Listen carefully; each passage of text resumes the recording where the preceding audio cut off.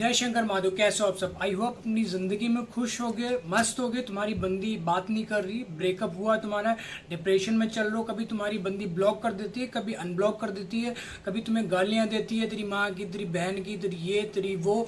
तो तुमने सही वीडियो पर क्लिक किया है, ठीक है। गलत चीजें तुम्हें नहीं सिखाई जाएंगी। जैसे तुम्हारी जिंदगी में हो रहा है, तुम दुख झेल रहे हो, ठीक है। बंदी बात नहीं करी, ये कर रही, वो करी, तुम्हें फंसाने की कोशिश की जा रही है।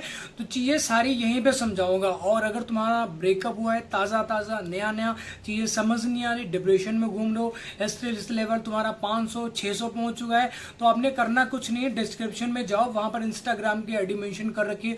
लाइक मत करना, फॉलो मत करना, कमेंट मत करना, कुछ भी मत करना। जाके सिर्फ अपनी प्रॉब्लम बतानी है कि भाई मेरी बंदी ने चीट किया, ये मेरे बंदे ने मुझे धोखा दिया, मेरे साथ में ऐसा हो रहा है, वैसा हो रहा है। मैसेज ड्रॉप करो और अपनी प्रॉब्लम बताओ। मैं तुम्हें सजेस्ट करूंगा कैसे अभी उसके साथ में चीट करना है, बदला लेना। बदला मतलब सशक्त बनाना अपने आप को। अब मान लो तुम्हारी बंदी ने तुम्हें धोखा दे दिया, चीट कर दिया तुम्हारे साथ में, तो ऐसे थोड़ी छोड़ना भाई। यार तुम अगर रो रहे हो, पानी के आंसू रो, तो सामने वाली बंदी या बंदी को खून के आंसू रोलाने। कैसे रोलाने?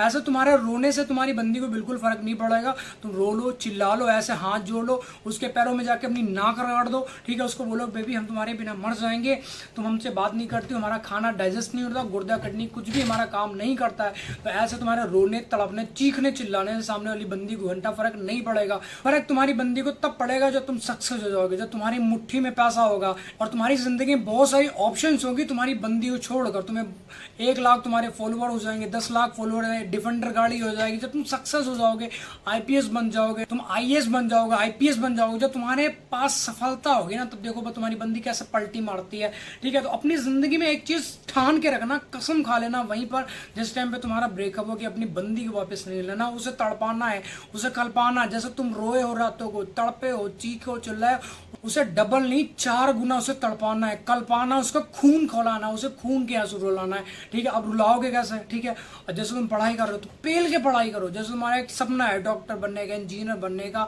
आईएएस बनने का, पीसीएस बनने का, पुलिस में जाने, कुछ भी, तो अपना एक टारगेट बनाओ। ऐसा नहीं मतलब 4 टारगेट नहीं बनाने कि यार डॉक्टर बन जाएंगे तो वो आईपीएस बन जाएंगे, पहले आईपीएस बन जाएंगे, उसके बाद में डॉक्टर बन जाएंगे, फिर वो बन जाएंगे। वो चीजें कभी सफल हो नहीं पाओगे। एक टारगेट बनाओ, चाहे तुम बेशक कुछ भी बना लो, पुलिस वाले का बना लो या गवर्नमेंट जॉब लेने का बना लो कि मुझे टीटी बनना है, रेलवे में जाना है या पुलिस में जाना है या मुझे आईएएस बनना, कुछ भी एक अपना टारगेट बनाओ और उसको अचीव करने में अपनी जान लगा दो। सिर से लेके एड़ी तक का जोर लगा दो पढ़ाई करने में। चाहे तुम्हें दिहाड़ी करना पड़े, मजदूरी करना पड़े, रोटी 2 खाते हो, आधी रोटी खा लो, ठीक है, 1.5 छोड़ दो, उसके लिए बस पढ़ाई करो, पढ़ाई पे ध्यान दो और अपने आप को सशक्त बनाओ, मजबूत बनाओ, सक्सेस बनाओ। फिर देखो कैसे तुम्हारी बंदी आती है वापस। अब तुम सोचो यार तुम्हारा ब्रेकअप हुआ तो तुम्हारे रोने से, चिल्लाने से, सैड स्टेटस लगा लेने से, सैड स्टोरीज लगा लेने से, हाथ पे कट मार लेने से, ठीक है, फांसी के फंदे पे लटक जाने से तुम्हें लगता तुम्हारी बंदी वापस आएगी। सिर्फ तुम अपना ही लॉस कराओगे, उसके अलावा किसी का लॉस नहीं होगा। ये चीजें तुम्हें एक्सेप्ट करनी ही होंगी।